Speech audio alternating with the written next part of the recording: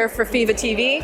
I have never done red carpet in my life. My heart is pounding, my feet are sweating, my hands are dripping, but I'm very excited. So, you know, you gotta mix the good with the bad, and then you get something delicious. Kind of like pancakes. Oh, I don't know what's bad in pancakes, because everything is pretty good now.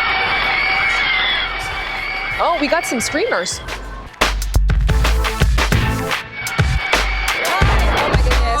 Oh my goodness, there's one thing that everybody keeps saying. This woman. I appreciate it.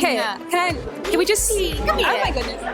I wanted to molest you so bad. But now, really? Everybody who I've heard has seen this film is saying that this is the role of a lifetime for you. They're saying Oscar buzz, that you did phenomenal. How did you extend to do your greatest performance in this film?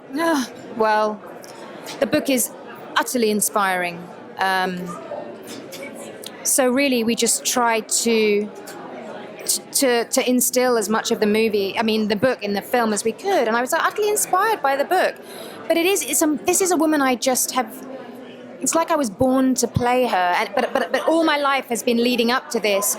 She's the most evolved, modern, sophisticated, beautiful woman I've ever played. But what's so cool is that she's every woman. She's every woman that I know. It's just we have to believe that that's who we are and that's what we're capable of, honestly.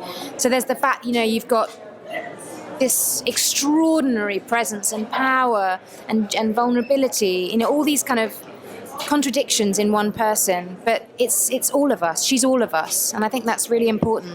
Now, I've read the book, and I know that the experience your character had is a traumatic experience and a very difficult one. Even as an actor, having to relive those things, how do you come out of that without having night terrors? No, because love was at the heart of it, that's why. And also because by going through extreme situations, you have so much more value for life. I mean, that's really what the movie is showing us in the end, what the book is showing us too, that by fighting for your freedom, for your life, you have a very strong appreciation for your life. So in a way, you want a degree of that battle. And we were making the film in a very remote region of Nigeria, an area that had never seen a film crew. I mean, my goodness, I suddenly realized how crazy film crews are. 200 people all needing so much food, so much the resources, the water, the electricity. I mean, there was one time we were shooting without lights for 10 days. I mean, that's unheard of. And it looks beautiful. I don't know, I just feel like film crews are crazy. We are crazy. And it just really put that into relief, how extraordinary an achievement it is to make a movie. But there was a sweat, blood, tears, and other fluids. I'm telling you, it was hardcore. Where do you expect to cry? I mean, there's so many different moments, be it the humor, the beauty, the pain. Where do you expect to cry? I shed all my tears in 12 Years a Slave yesterday. I'm run dry. Oh, there's loss in the film. There's loss and grief, which and the film almost doesn't end. You don't know what happens. So it's a feeling that stays with you. The tears the need to cry remains, and I just hope that in a way you come away from the film and you want to seek ways to cry as a result of it. You want to find ways to make this beautiful world of ours better. Congratulations on everything. Thank you so much. I think that this is such a great moment for you and a great moment for me to meet you. Congratulations on all the films that you've worked on. Why is this story in particular so special to you, given your heritage? Look, it's a beautifully written story. The fact that it connected so directly to my own family's experience, that Chimamanda Adichie, who wrote the book, and my family are from basically exactly the same neighborhood in the east of Nigeria there, and so it's really stories that I'm familiar with, that from having conversations with my grandfather about the war before he died, and and how the war affected him and what his day-to-day was during that, and my mother at the time was a young teenager. So she still remembers, what happened, and the having to move around and the bombing and everything, and so it became a kind of very seminal part of our, our lives, our family history. So then, to have the opportunity to kind of sort of talk about that in such a beautiful way, and this extraordinary love story, and Thandie, who I adore, and this is the third time we've worked together, Thandie and I, and we joke about it because it's we've been boyfriend and girlfriend twice, and this is our first marriage. Oh, so yeah, exactly. So I don't know what happens next time, but this is exactly next time. Yes, everywhere. So this is so it's been, I mean, amazing, and a really wonderful film to go out to Nigeria and shoot it, to raise a lot of the financing out of Nigeria. It was great. Now, you're very connected to your roots, Chiwetel, but there are so many people, even Chimamanda was saying that in researching for this book, she talked to her family and heard things she'd never heard before. So did you, in particular, learn things about your own family heritage, their experiences, that you didn't even know about before starting this film? Well, I think it's because in a way, I had looked at this area quite a lot beforehand. So in a sense, it didn't... there was nothing immediately that surprised me about it. I'd researched this period, on my own, but then also with my grandfather, and really went through this whole time. I'd always found it very fascinating, and it had such a profound effect on my life because, of course, my family then left Nigeria at that point and relocated to the UK, which is why I speak like this, and so on and so forth. So it had a really long influence, So I'd always been fascinated by it and getting to the roots of it. That's a beautiful thing, and I want to ask as well too. This movie is so important for Africans and for African history in particular, but it is about humanity at the very base of it. Why would you encourage anybody, whether they're from Canada or from the UK or Nigeria, to go and see this film? I think it's this film is a great story, and I don't think people need to be familiar with the history particularly. It's all in the film, so they can you can understand it and see it and enjoy it to the basis that it is. There's a beautiful story and a beautiful love story at the heart of it, and I think it's a remarkable piece. I'm going to steal one more question for you. I know you have Oscar buzz in you right now, but I've heard that Thandie as well too. Her performance in this film is Oscar buzz worthy. How was it working with her in this time? Did you see a whole new side of her with this role? Oh, she's just incredible in this part, I think, and I've always thought that she's so magnificently talented, and this role is really she just shines. She just shines in every scene, and I love working with her.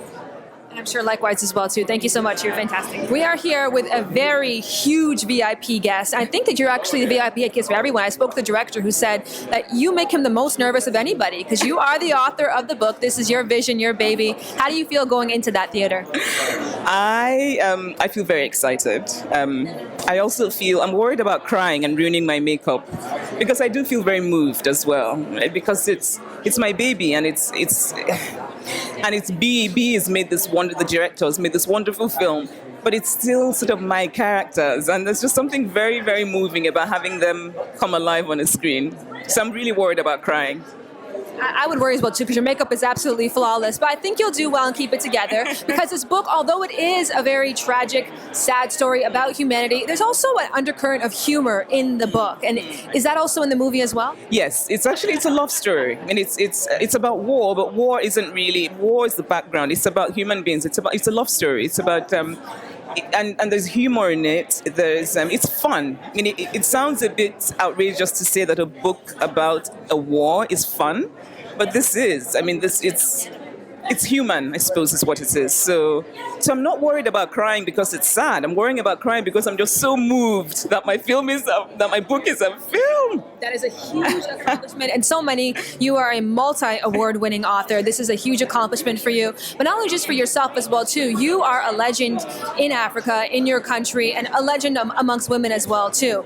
How important is it that we have a female perspective of a time when female voices were largely suppressed in Africa? I think it's very important. I think what's happening now is that many more people are telling stories from the perspective of women. And it's not so much that women were very active during the war, but the stories just were not told. And so it was very important for me when I was researching this book to tell the stories of women, what they did, what they rose up to, the roles they occupied. It's important because it's true, if that makes sense. I'm not doing it because I'm some sort of, we have to tell those stories because they're true. Women were very active participants. And we know it's a very important quote is that you should never get one side of the story, which is your quote as well, too, talking about that. So when people leave that theater and you've piqued an interest and you've grabbed their heart, where do you want them to go to next to learn more about the issues that are discussed in Half of Yellow Sun? Maybe go to the novel. Yes. That's a great plug. This is going to move into my first question. You are such a celebrated actress. People just cheer for you. There's something about you, Anika, that makes everybody want to stand up and cheer. And your character is also a sleeper favorite. A lot of people just absolutely love her. Do you love her as well? I do love her. I think she's a very intriguing and intricate woman, and not easy to understand, but worth understanding. And I do have a great sympathy for her, and an understanding of why she has become who she is. Now, this is a love story at heart, but there's so many other gut-wrenching issues that are dealt with in this movie. What part makes you cry? I haven't seen it yet, so I'm not going to know. I'll tell you when I get out looking a mess. What part made me cry, because I haven't seen it, and we've done it in bits and pieces, so we weren't even working chronologically. But I loved the book so very much. There's so many things within the movie that are moving and exciting and soul-stirring, that there are many places where you could shed a tear. Now, there is a very important historical context to this movie that often isn't discussed. What did you personally learn from creating and reading the manuscript for this film? Well, I learned about the Biafran War, which I had not even heard of before, which is, embarrassing to say. I can blame it on, being North American and having it not be something that our countries felt that was particularly important. It also happened at the same time as the Vietnam War, which was a major wound in America. So I understand why you might not have heard of it at the time. But it's shameful that it's not something that's taught in world history, because it was so devastating and change-making. So it is such a great... I'm nervous too. Oh, what a huge fascination to be able to meet you. Now, you play a very special part in this film. Even having you in this film at all is extremely special. Can you talk about your character? Oh, Mama. It was a role I could sink my teeth into. She's just a pivotal character in the story, in the love story. Her intervention, her difficulty in letting go of this one son that she had, is perfectly understandable. I could channel grandmothers on both sides. My mother was a very strong woman, and so it was enjoyable to do it. And this woman had redeeming features to her. She did what she did out of love. And at the end of the day, recognizing Thandie's character, recognizing that she loved her son and she was a good woman. There's so many moving scenes in the film that will just make you shed a tear. And I enjoy being bad because she was very bad. She was bad. She was bad. She was bad. Yeah, she was bad. Yeah, I enjoyed being bad, but at the same time, I loved the fact that at the end of the day, this woman was a lovely, wonderful character. Now, you are a lovely, wonderful woman and a legend at that as well, too, a musical legend. How important was it for you to be a part of this film, not only because it's obviously a very influential movie, but because it speaks to your history as well, too? It does, doesn't it? To relive the Civil War was a little bit difficult, but I'm glad that I did. It's a very important story to tell about unimportant people, and to be a part of it was great. Chimamanda, who is one of the greatest writers that I can come across. I never can put her book down. It's like eating and really enjoying the food. She had done a great work in the characterizations in the book, and I think she was very happy with the fact that I was part of it, because she says that she drew a lot of inspiration from my work and my independence. How beautiful is that? How it just makes you want to cry. Yes. That you had this effect on people. I feel humbled by it, and God bless her for saying so. So for me to be a part of this film just covers a whole range of emotions that I cannot begin to describe. And I hope and I pray that I've done a decent job of portraying Mama in the film. Now, the Biafran War is one that is not often talked about. Obviously, with a lot of countries with such a violent war, there's a lot of shame associated with it. Are you afraid of the response from fellow Nigerians of having this story told when most people want to keep it in the dark? We haven't talked much about it, that's true, but I don't think there's going to be a problem. I think it's going to be a good thing to now talk about it. And the interesting thing is that more people in the northern part of Nigeria bought the book. They read the book. They know the story. It's time to heal completely. It's time to face what happened in the past, and if we need to say sorry, if we need to learn, we learn. I think that's what this film is going to do. It's going to raise a lot of debate, but it's a good. My popcorn is ready and my eyes are ready to be absolutely wowed. Let's go.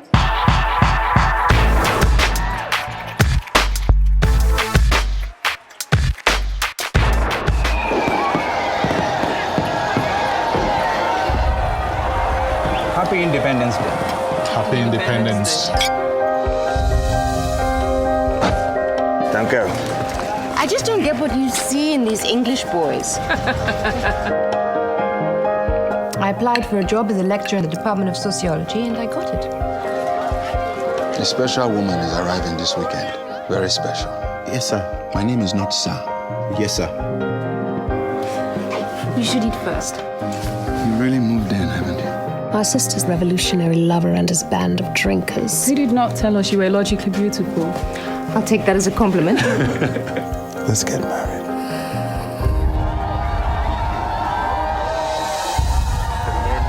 It's happened. There's been a coup. What's happening in Lagos? This is our beginning. Yes. Stay just a little longer.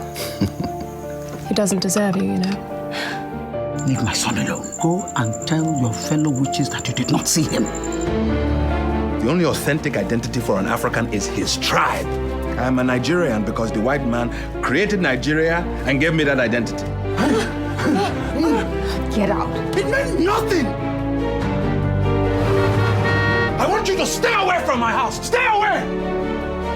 Passports! Bring out your passports! How can I leave my children and run to safety? You will be fine. Why are you running? Where are you running to? Mama, people are fleeing. It's dangerous.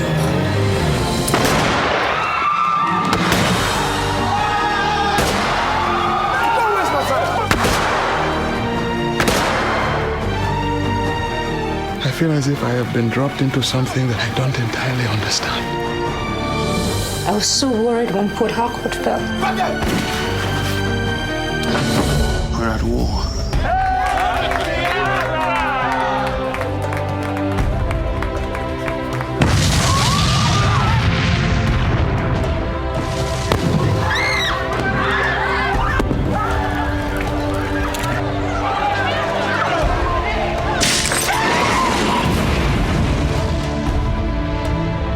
We'll get something better soon.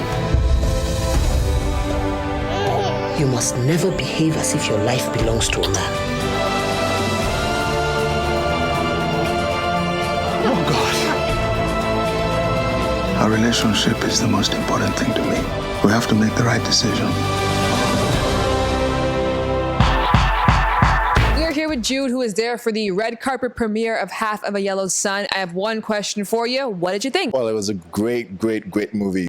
Fantastic performances. The Nigerian actors held their own alongside the foreign actors. So it was great. We are here with Alex, who was there at the sold-out premiere of Half of a Yellow Sun. What are your thoughts on the film? This is the first time a Nigerian movie will premiere at this level. Well directed and well written and well adapted from the popular book Half of a Yellow Sun by Chimamanda. Very good picture, good sound, good acting. We are here with Kenneth, who is wearing a exclusive pass because you are an exclusive member of TIFF. How did you find the film? Fantastic. Wow. It's proud to be a Nigerian, proud to be part of a Nigerian film. The typical Nollywood actors did a good job. You know, Onyeka Onwenu was excellent, you know, as a mother. So I liked it. Talk about your reaction to the film. Well, I think that was just good for Africa. I had my fears about the political and ethnic divide at home. I'm a little worried about how it's going to be received at home in Nigeria, where the whole event happened. You know, there's been this talk about things beyond Nollywood. You know, Nollywood beyond Nollywood, and I think this is taking Nigerian films to a totally different level. I'm pleased about that. We are here with Wale Ojo, who is an award-winning Nigerian actor, here for the first time in Toronto. And are you promoting a very special film, which is Half of Yellow Sun? You're also here on your birthday. Yes, it's my birthday today, yeah. How many more fireworks can I drop? You know, if this was a reggae song, it'd be pure bombs that we're dropping right now. But that's fantastic. Right. Yeah, welcome. Thank you very Congratulations. much. Thank you. Happy birthday. Thank you very much. Great to be here. And so yesterday was the premiere of Half of a Yellow Sun. It was, yeah. And how did you find it? Yeah, I loved it. It was great. I think it's an important film. And it was nice to see such a huge audience here that really enjoyed the film. And great to see the reception that, about the film. It's boasts a great cast, in the film. And I'm just very honoured to be a part of it. Yeah. There's so many very influential performers from Nigeria who are a part of this film, yourself included in that, because you have an extremely illustrious resume. You've worked with Jill Scott, the likes of a lot of A-list stars. Tell me a little bit about your film history. I've worked with actors like Rowan Atkinson, Brendan Gleeson, Don Cheadle. I did a film in South Africa called The Philanthropist, and that's with James Purifoy. I did that with, and recently I've been doing quite a lot of films in Nigeria, and I just did. I think the one that's won most awards is a film called Phone Swap, which is directed really by Nigeria's leading director, Kunle Afolayan, and that's won quite a few awards, and it's won me some Best Actor awards on that. So yeah. Well, Wale, I can say with confidence you are one of the great stories to come out of Nigeria. You're an absolute treat. You're fantastic in the movie that everybody should, of course, go see and then go and research you because you have got so much on the go. A great all-around talent. Thank you and welcome to Toronto. Thank and you happy much. birthday. Yeah, thank you very much. Happy birthday. Thanks. Thank you. And keep looking out for FEVA TV, right? All right, yes. All right. I respect the plug, man. All right, so we are here with Biyi Bandele, who is a screenwriter, he is a director, he is a novelist, he is a playwright. Specifically, we're going to be chatting about Half of a Yellow Sun, which he is the director. So it was a standing ovation at the end of the premiere. What was that feeling like? Incredible. It was just amazing. I'd been really nervous all day. A bit excited, but mostly really incredibly nervous because I wasn't sure how it was going to be received. And when at the end the audience got up, I thought, wow. It looks as if the film actually spoke to them. And there was a Q&A afterwards, and you could see from the quality of the questions that the audience had really taken the film to heart and understood. There's so much from this movie to take away, and as you mentioned to me before, you don't have to really know much about the war to truly understand the story of it. How important was it for you to make sure that the most layman person who was ignorant to the story totally understood a little bit of the political landscape at that time?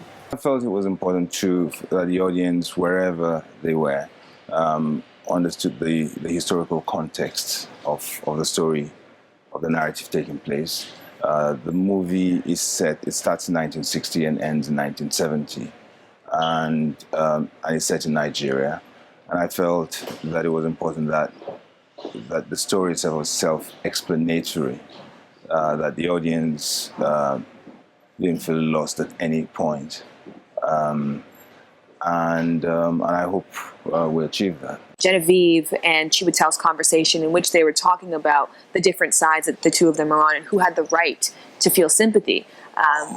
Yeah, but those were specific cultural things, but it did give me food for thought to then go home and do the research. So are you hoping that the viewer does that as well too? They don't just stop the education at the movie? No, I hope that the viewer, those who haven't read the incredible book by Chimamanda Ngozi Adichie, will watch the movie and then go back and read the book, because it's still an adaptation of an epic book. I read the book when it was published, and I loved it, and I immediately wanted to make a film of it. So I sent a copy to Andrea Calderwood, who at the time had just produced a movie called The Last King of Scotland, with Forrest Whitaker, won Forrest Whitaker and an Oscar. And she read the book and she optioned it immediately. And then we started this process of development. And it didn't help that I wanted to direct it. It took many years to convince the industry to have in me a little of the faith that I had in myself. I felt ready at the time to direct it because I've been working in theatre for nearly 2 decades, writing and directing, and I directed quite a few short films. so I was pretty confident actually that it was something I could do. But it was just almost impossible for years to convince the Mon people that I could do it. The performances were Thandie Newton's, to me, greatest performance I've ever seen from her. Chiwetel, of course, was in top form. Anika Noni rose, showing an entire new perspective on herself. It's just Thandie Newton. It's just incredible. I mean, I felt lucky. I mean, because of my background in theatre, I'm very, very careful when I'm casting. I think actually, I mean, this is almost a cliche, but I think 90% of your job as a director is done. 99% of it is basically in the casting. If you cast well, then the actors immediately embody the characters, and so I was really lucky with my cast, and they worked incredibly well as an ensemble. They worked really well together, and it was a pretty intense shoot. We started with we were told we had 7 weeks to shoot, and then in pre-production, for budget reasons, that got reduced to 5. Wow. And so, which essentially meant that the line producer came in and started yanking out scenes without reading the script. They just looked at the shooting schedule and no, we can't do this, we can't do that, we can't do that. And it helped that I'm a writer. So what I then did was every night after the shoot, I would come back and find ways of reinserting scenes that had been taken out into other scenes. Basically smuggling them back in. Yeah. Otherwise, the whole thing would have been a disaster. It was also a lesson in how things happen when you are making a movie. The moment you start shooting the movie, you know, a lot of money is just, it's like a taximeter is just going. And the people upstairs suddenly are not so much concerned about the integrity of the story. Now it's about money. And if you're not a writer director, then you are in trouble. You know? So it helped. I mean, it was a great challenge, and it also meant that I had to be completely honest. There were scenes that originally set at night to protect myself because I wasn't when I was writing, I wasn't confident that I wanted to be able to hide things, and when I was faced with the fact that I had to shoot them in the daylight, in the day. I then had to be very rigorous about my choreography and and stuff like that. And it brought out, I think it brought out the best in me. That's so interesting because in essence, the struggle was really to get you to direct as the writer, but that ended up being what saved the movie in the end because it wouldn't have been possible for anybody else to do what you did. It would have been very, very difficult. Yeah. And then speaking of money, I don't know if this is true, but is this the most expensive film that Nigeria has ever? It is, yeah. What's great about this story to me is in the book, the surprises are really shown through the bouncing back and forth between the different years. What I found with your depiction of it, it was just in subtle things that you had to really pick up on, like in Thandie's character being barren. Wherein that was my interpretation of that, which was never really outright said. I'm glad you got that. Much to be proud of, and so what else is in the works for you right now? Right now, I am in Lagos directing a television series, a drama series for MTV Base. And so I fly back tonight to finish that. And then I've got a few other things in the pipeline. Well, this is why I got the wrap-up signal, because you have got places to be that are that need your attention, and I can see why you're so in demand, because you're an absolutely fantastic talent. A great job. It was fantastic to meet you. Thank you.